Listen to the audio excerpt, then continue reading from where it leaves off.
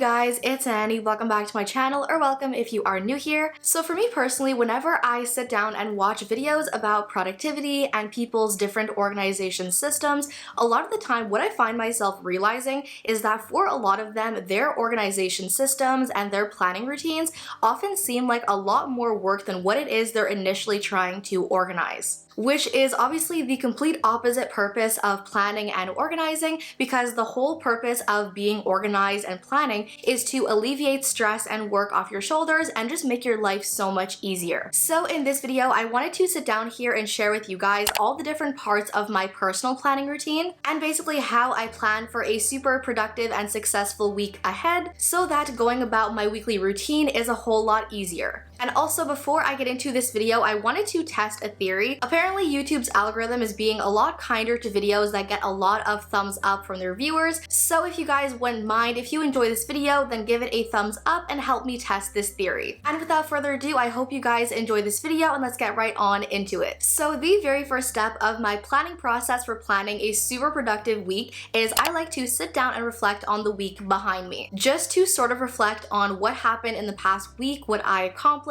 what my wins were, how I've been contributing to my future in the last week, and this is also where I will note down if there are any projects or things I worked on last week that are carrying over into this week. And for me personally, I find this a lot easier to do with journaling prompts. I am a huge fan of journaling prompts for any reason. So in my little journal that you guys have seen in my past journaling videos, there are 3 prompts that I write down and focus on. So the first out of the 3 prompts that I write down are firstly, what were my biggest accomplishments in the last 7 days? If there is a specific grade I got on an exam at school, so for example, last week in my dentistry exam, I got a 95% on my 3rd exam. If there is a specific habit I stayed super consistent with, so for example, last week I stuck to my 3 days a week of workouts and training sessions. I also stuck to my goal of drinking a gallon of water every day throughout the last week. Then secondly, the second prompt is what to-dos or projects did I finish and complete? For example, how many videos did I manage to complete and upload to my YouTube channel? What, if any, school assignments and or exams did I get done? And then thirdly, the third prompt I like to focus on is what lessons did I learn in the last week? Basically just anything I've learned in the last 7 days that I am taking with me forward into the next week. This can be anything from a very specific lesson I learned in the last week, or if there is a quote that I have landed on that I really resonated with, if there is some kind of a new habit or a new method of getting something done that I have picked up that I think makes my life a whole lot easier, and just all around something I've learned in the last 7 days that I'm going to be applying to the next 7 days. So those are pretty much the 3 main journaling prompts I focus on in my little weekly reflection of the last 7 days. And then also I leave a little section for writing down any kind of notes, which is usually, as I said before, where I will write down if there is a project that I've left unfinished from the last week that I have to do this week. But for me, definitely having a little reflection of the last week is the best possible way of getting myself in the right headspace and mindset for the next week. So then moving on into the second step of my weekly planning process, my very first task of the week is to set my big 3. Basically the 3 biggest goals and things I have to accomplish for the week ahead. No matter what else I have going on, any other appointments I have to get to, or things I have planned, or things I would like to get done, those are the 3 most important priorities I have for the week. Whether that is getting in 3 workouts for the week, getting X amount of content posted on my social media, if I have some kind of a really big meeting with a potential sponsor or something of that high importance. This for me is such a clutch step of my entire planning process, which just alleviates so much stress and pressure off my shoulders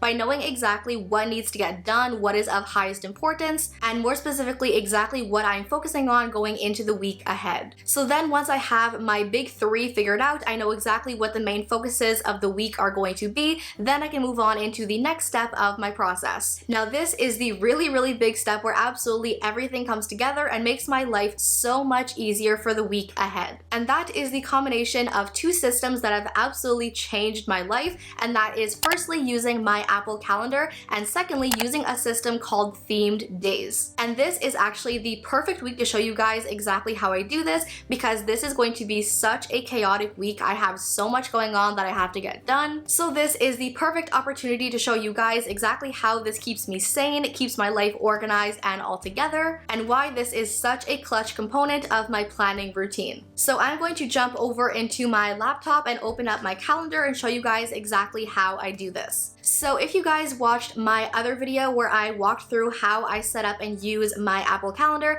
then some of this may be familiar to you, but I just wanted to go over this again because this is definitely the #1 key component of my weekly planning routine, so I just couldn't film this video and not show you guys how I do this. So welcome to my Apple Calendar, aka the actual Bible of my entire being. So this is the layout for the next 7 days of my life. So today we are Monday, March 21st, and this is basically the entire week up until Sunday, the 27th. So looking over the general overview of my calendar, you can see some of the appointments and things I have put into my calendar. So for example, at 9:45 on Thursday, I have an appointment with my eye doctor. Then at 2 p.m. on the same day, have a meeting with my trainer. Then moving on over into Friday, I have 2 assignments I have to do for my Excel and my Word classes. I also have a 10:30 a.m. appointment with my best friend to get my acrylics done. And then also in between all of that stuff, I have my regularly scheduled things like filming content and editing content,